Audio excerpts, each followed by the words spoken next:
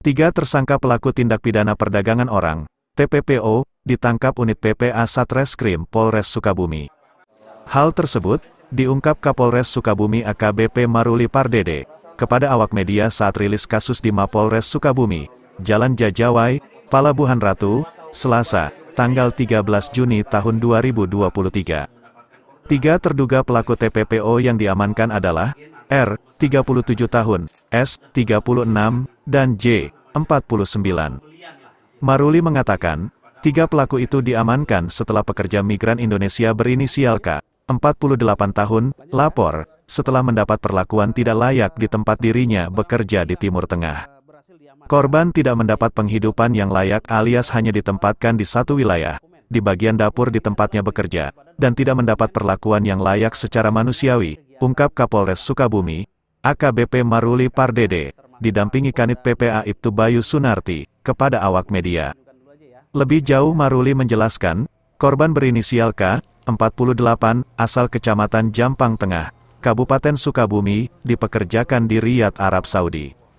Setelah bekerja di sana, korban mengeluhkan pekerjaan yang sebelumnya diiming-imingi pekerjaan layak, dengan gaji mumpuni, namun pada faktanya tidak sesuai.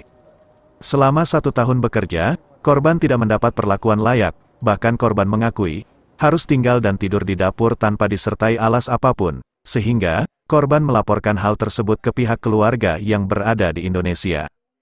Terkait dengan hal tersebut, korban melalui keluarga di Sukabumi, melaporkan dugaan tindak pidana perdagangan orang, yang dilakukan para pelaku, dan Satreskrim bergerak lakukan penyelidikan termasuk formasi dengan instansi terkait, dalam hal ini adalah Disnaker dan menangkap 3 orang pelaku, sambung mantan Kasubdit 3 di Reskrim Sus Polda Jabar itu. Selanjutnya barang bukti yang berhasil diamankan, yaitu 3 buah handphone dan 1 buah bundel dokumen. Dokumen ini adalah berisi daripada dokumen-dokumen terkait dengan kegiatan pemberangkatan, medical check-up-nya, termasuk paspor dan buku tabungan ya.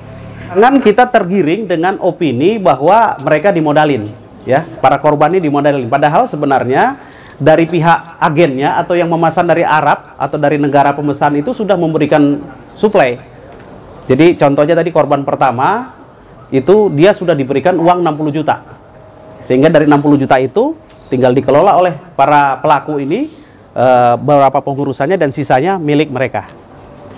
Ya, jadi bagian dari yang memberikan uang saku lah istilahnya ya katanya, atau dikasih modal itu adalah bagian daripada modal yang dikasihkan oleh pemesan. Akibat perbuatannya, para pelaku dikenakan pasal 2 ayat 1 dan ayat 2, atau pasal 4 Undang-Undang RI, nomor 21 tahun 2007, tentang pemberantasan TPPO dan pidana paling lama 15 tahun. Keinginan untuk bekerja di luar negeri, menghubungilah para terdakwa ini, tersangka ya.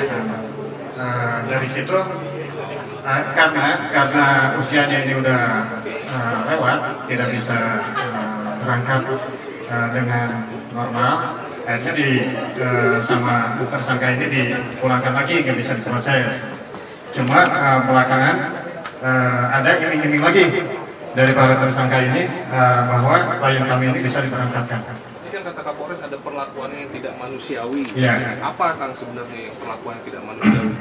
Klien kami ini ditempatkan di dapur tanpa alas tidur sama sekali, tidur di lantai selama itu 1 tahun. Ada perlakuan kasar kan, pemukulan atau seperti ada beberapa lubang juga di tangan. Terus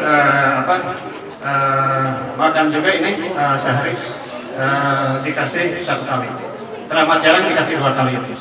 Untuk gaji sendiri apakah diberikan secara full selama 1 tahun itu seperti apa? Tidak. Awalnya diiming-iming 1.200 ya, 1.200 real. Cuma yang dibayarkan itu cuma 1.000. Ya. Untuk proses pemulangannya itu sendiri, bagaimana Pak, bisa digambarkan? Proses pemulangan kita koordinasi dengan Polres Sukabumi. Alhamdulillah juga dibantu sama Polres Sukabumi dan jajarannya.